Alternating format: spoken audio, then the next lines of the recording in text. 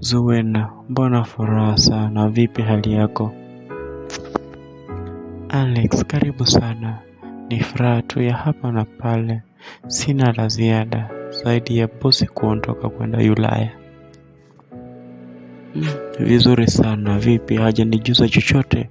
Na yeye ni bosi wangu.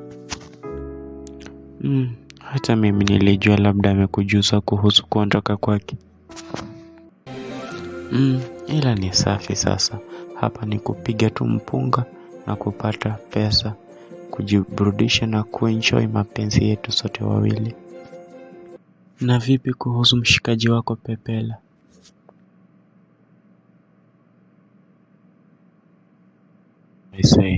Pepela alikuwa na shughuli 2-3. Alikuwa anamalizia ila siku 3 nyuma sijamuona. Kumbe ni sawa Alex. Wacha tuendelee na ratiba ya kazi kabla muda haujaenda.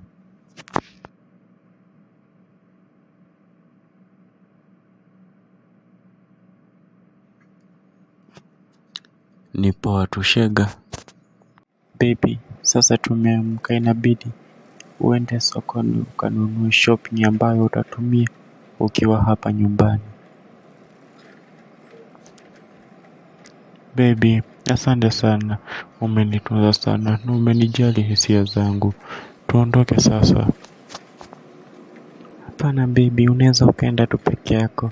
Niko nakuwekea hizo pesa kwenye akaunti yako ya benki ukanunue vitu.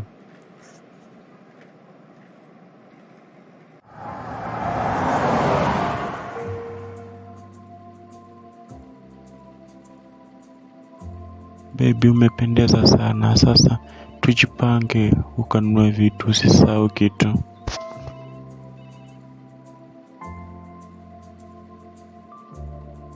Baby, lazi sasa tununue vitu turudi nyumbani mpenzi. Sisi unajua nakupenda.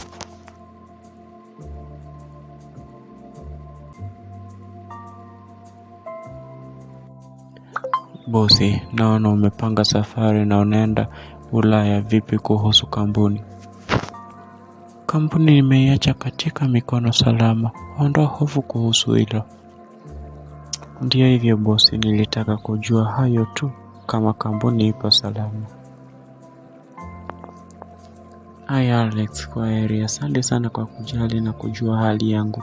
Mimi natakia maisha mema yenye fanaka kwa hii mwezi mmoja ya likizo. Natumaini kampuni itakuwa salama. Sawa baby, nitakumisi sana. Natumaini hutapata shida njiani. Baby, nitafika salama, naamini hilo. Katika wanawacha mengi, twende airport.